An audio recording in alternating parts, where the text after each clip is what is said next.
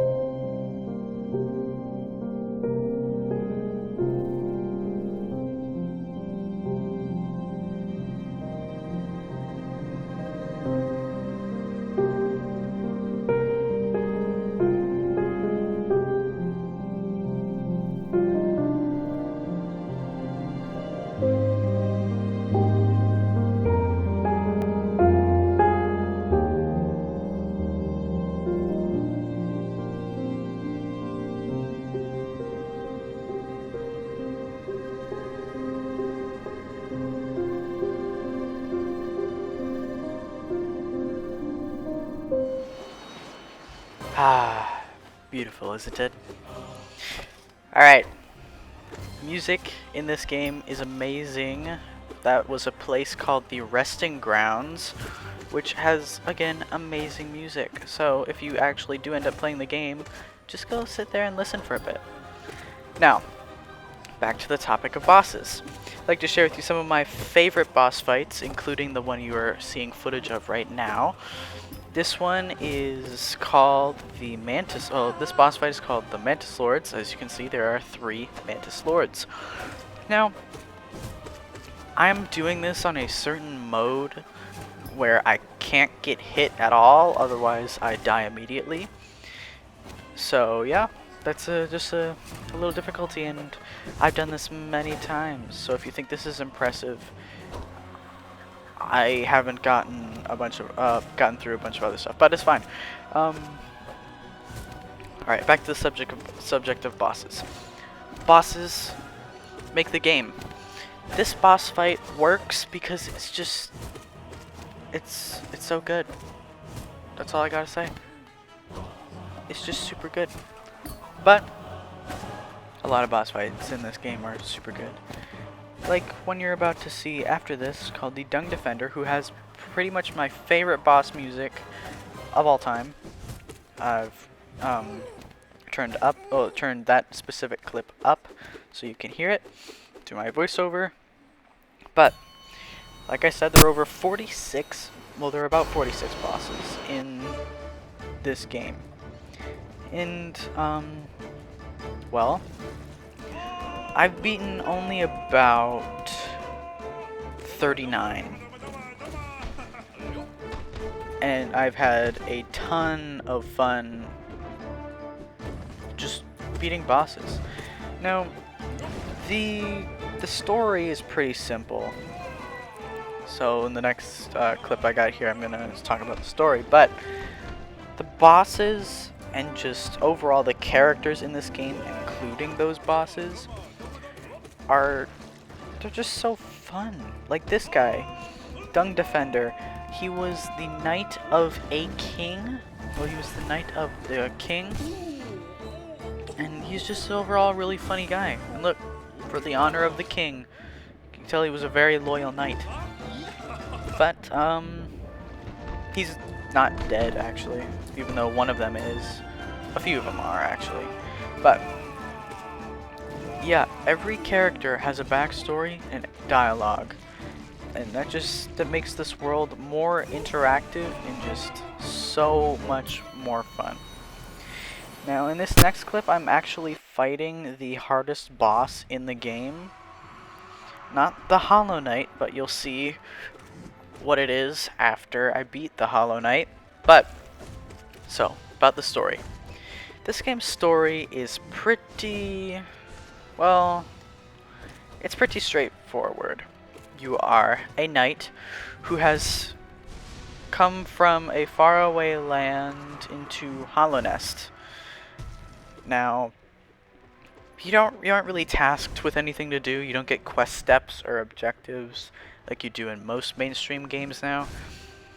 But then of course I'm reviewing this 4 years later.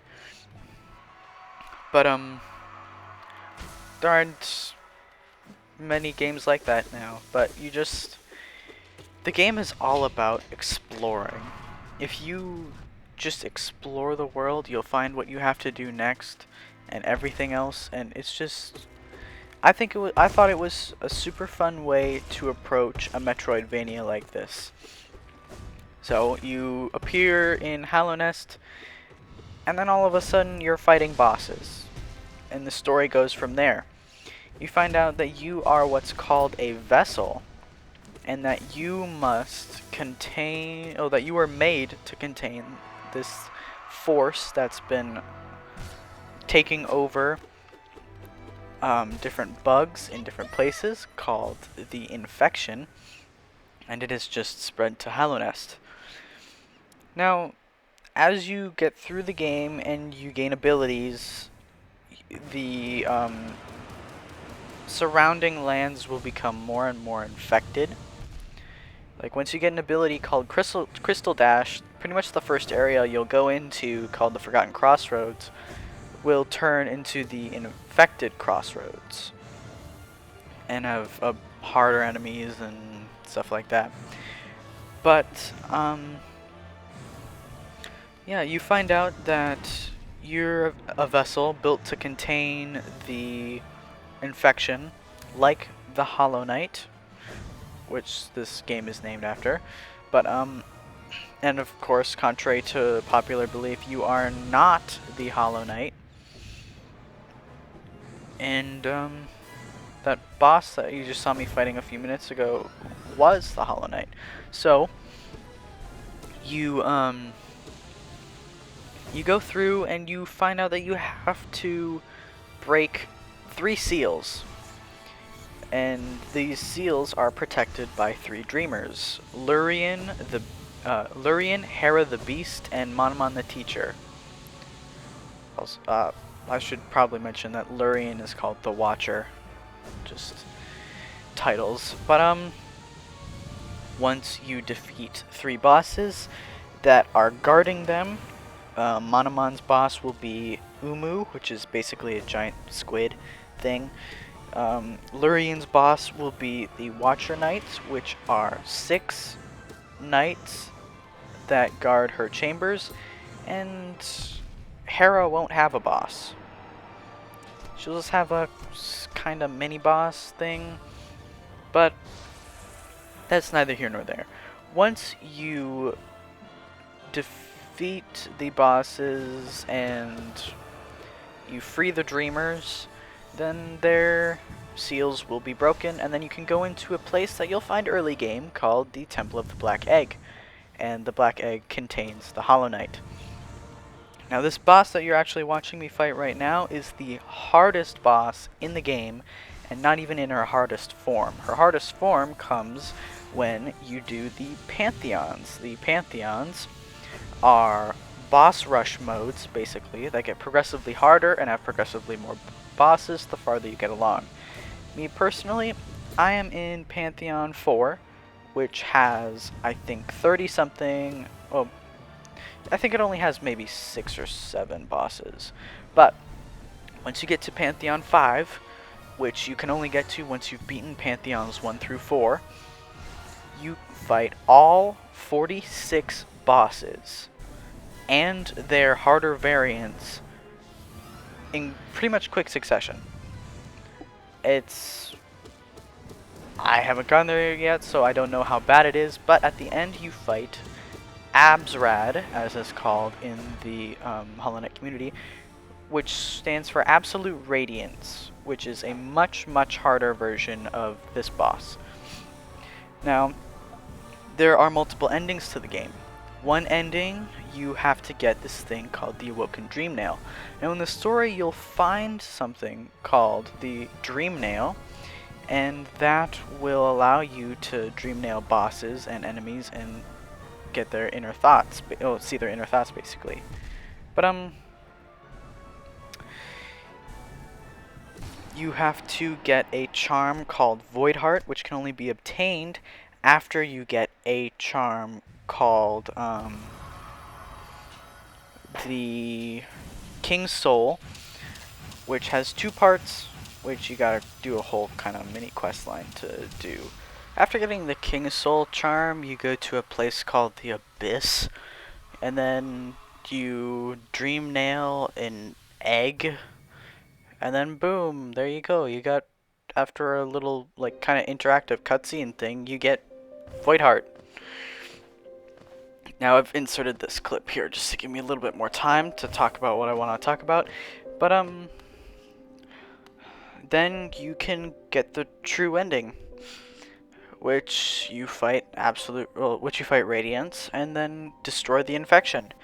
But not really. There are 4 endings. You can get the regular ending, which you don't get Awoken Dream Nail or Void Heart, and then you absorb the infection from inside the Hollow Knight and become the Hollow Knight, basically. Then there's the good ending, which the true ending, which I just told you how to get, about like Void Heart, Awoken Dream Nail. you know.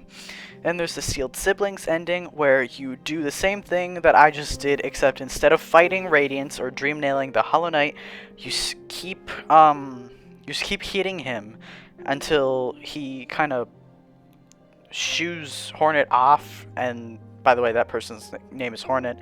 And then you get the infection. You inhale the infection again, and it basically does the same thing, but instead you also seal away Hornet, which kind of sucks. But then there is the Godhome ending, which, to get that, what you need to do is you need to get, well, there are two versions of the Godhome ending. To get the best version, what you gotta do is you gotta finish a quest called the, I don't remember what it's actually called, but it's given to you by someone called the Grey Mourner. Now, the Grey Mourner gives you task to deliver a delicate flower to the grave of her loved one. And if you get hit at any time while you have the flower in your inventory, it will be destroyed. And you gotta go all the way back and get it again. It took me a while, I'm not gonna lie. But after you finish that, you can go grab a flower, a delicate flower, which then you can give to a few NPCs, and one of them being the Godseeker, which you can find in the junk pit under the Royal Waterways. If you want to look that up, then feel free to. And the Godseeker, once you dream nail her, will take you to a place called the Godhome, which is where I fought Dung Defender and the Radiant or one-hit kill Mantis Lords. But that's where you fight bosses you've already fought before, and that's called Godhome. Now after you, then you can give the Godseeker the delicate flower, and she'll just hold it. That's it. After that, what you do is you gotta go through all 5 Pantheons, and then once you get to Absrad at Pantheon 5, and you finally defeat Absrad, will you get the actual true ending, in my opinion, because it's just overall better, called the Embrace the Void ending, I think it's called. I don't know, but it is where you turn into this thing called the Shade Lord, and if you look closely at the Radiance fight, that thing the knight turns into is a shade. Now, a shade, when you die in Hollow Knight, a shade is left where you died, and then if you kill it, you can get all of your Geo, which is money, back. And that's pretty much it. Now, you turn into this thing called the Shade Lord, and then you destroy the Radiance for good, and therefore eradicate the infection from Hallownest, and preventing it from spreading everywhere else, so it basically destroys the whole thing. Yep, then there's another variant where you don't turn into the Shade Lord and everything where you do turn into the Shade Lord actually, but this is if you don't give the delicate flower to the Godseeker. So if you don't give the delicate flower to the Godseeker, the darkness of the void will kind of burst out from inside of her and basically consume all of Hallownest and the world. But if you do give her the delicate flower, in a cutscene you'll see that the delicate flower actually absorbs all of the void and keeps it from destroying the world while also destroying the infection. So, yeah, those are all the endings you can get. There's actually 5 endings, but those are all the endings you can get, and yeah, I would I would honestly recommend Hollow Knight. It's a very good game. Only for only 15 bucks across all platforms, PlayStation, Steam, and Xbox. Also, Nintendo Switch, it's out there as well. Go check it out. It's a really fun game. It took me around 42 hours to beat, and that was with doing small side quests that it gives you and exploring. It might take you less if you're focused on beating the game entirely, and it might take you more if you're more of a person who likes to explore. It's a beautifully crafted game with beautiful music, beautiful characters, beautiful writing, and just it's an overall amazing game, and I'd recommend it to anybody who likes the 2D platforming Metroidvania type-ish games. Now, that's pretty much all I gotta say about Hollow Knight. I